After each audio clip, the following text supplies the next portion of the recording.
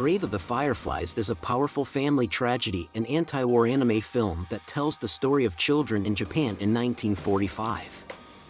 In the last months of World War II in Japan, when the mother of teenage Seita and young Setsuko is killed during a carpet bombing of the city of Kobe, the children are forced to move in with their aunt in another city. Although she allows them to live in her house, she frequently scolds Seita for being a freeloader who doesn't study or work because the school he attended and the factory where he was employed were destroyed by the Americans. Soon, Seita's patience runs out, and he and his sister move to an abandoned bomb shelter. Seita hopes to take care of Setsuko, but soon they both become ill and hungry. After the successful release of Laputa, Castle in the Sky in 1986, director Hayao Miyazaki proposed his new project, My Neighbor Totoro, to the producers and investors of Studio Ghibli. However, they felt that Miyazaki's fans, accustomed to his fantastical adventure sagas, would not be interested in a sentimental cartoon about Japan in the 1950s and two girls who befriend forest spirits. Therefore, it was decided to release Totoro in tandem with another more reliable animated film based on a well-known book about World War II, destined to be of interest to teachers and parents who wanted to teach children a lesson in history and morality. Thus, the film Grave of the Fireflies was born, directed by Isao Takahata, a longtime friend and collaborator of Miyazaki, as well as his frequent director in those days when the future classic was still a leading animator. Subscribe to the channel and click on the bell to not miss new videos. And if you want to buy me a coffee, the link is in the description. The screenplay for Grave of the Fireflies was written by Isao Takahata based on the eponymous novel by Akiyuki Nosaka, first published in 1967. The book was largely autobiographical, and Nosaka wrote it as a public confession to his younger sister, whom he failed to protect at the end of the war when he was forced to care for her alone. Grave of the Fireflies was not a bestseller in the usual sense of the word, but educated people of Takahata's generation knew the book well. For them, it was a greeting from their own wartime childhood spent under Western bombs. Takahata was 10 years old in the year of the war's end, and he wanted the little Japanese children of the 1980s to be transported back to 1945 for an hour and a half and realize what their grandparents and parents had gone through. He liked that Grave of the Fireflies was not a boastful story that instills in children a sense of inadequacy in front of the heroes of the past, but a heart-wrenching and human narrative about a boy who wants to be a hero for his little sister but turns out to be more of a villain. His pride and unwillingness to tolerate the reproaches of his aunt lead to tragedy. Of course, this is a negative example, but one that can and should be learned from. It might seem that a completely realistic book should have been adapted into a live-action film by filmmakers, rather than animators. However, Shinchosha Publishers had good reasons to allow Takahata to create Grave of the Fireflies as an animated film.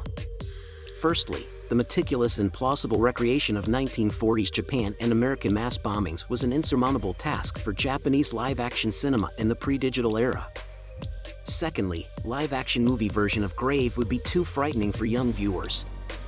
Animation softens even the most nightmarish scenes, because although a charming character may die on screen, it is still just a drawing, not a real person.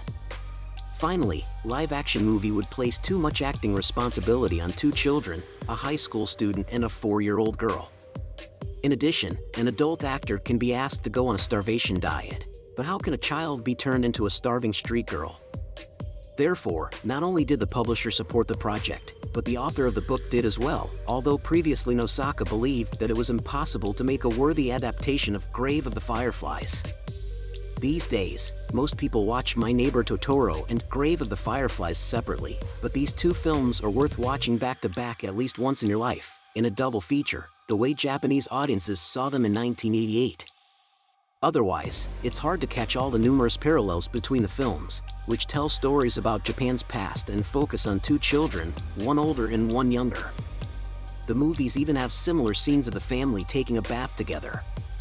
But while Miyazaki's films depict an almost idyllic Japan of the 1950s, which one would like to move to, Takahata's movie portrays a world that even the Japanese don't feel nostalgic about.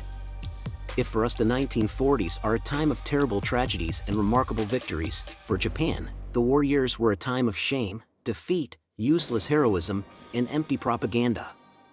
It seems that the most painful thing was that in Japan, the traditional family and neighborly assistance, the basis of Japanese social culture, began to fall apart. How can you help your impoverished loved ones when you are selling your clothes to buy a bag of rice? And there were an incredible number of impoverished people. Just the bombing of Kobe on March 16 to 17, 1945, which is featured in Grave of the Fireflies, left 650,000 people homeless, and the homes of another million residents were damaged.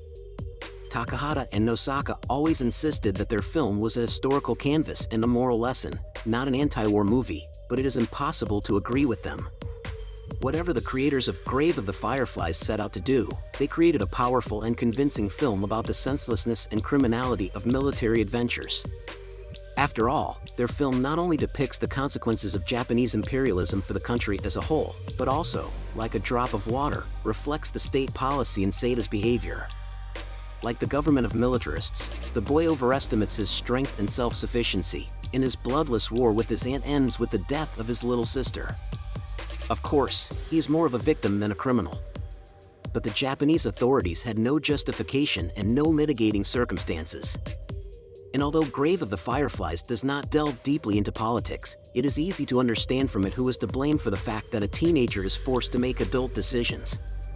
These are all high musings, which in Grave of the Fireflies are just the icing on the cake.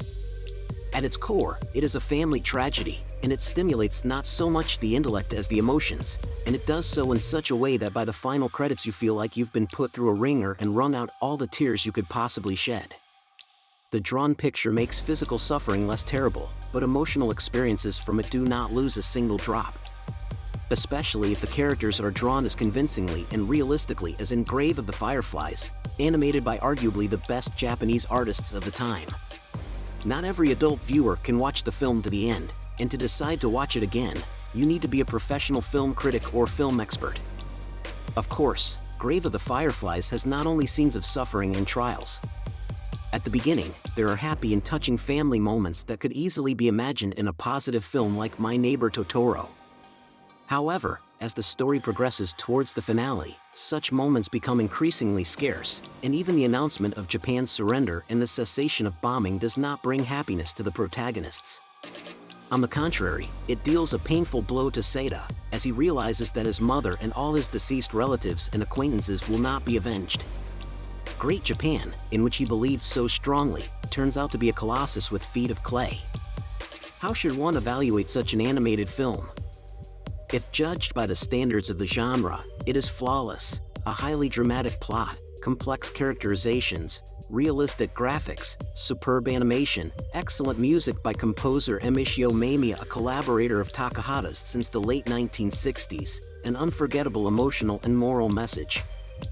It is undoubtedly one of those animated films that are worth seeing even for viewers who don't typically appreciate animation.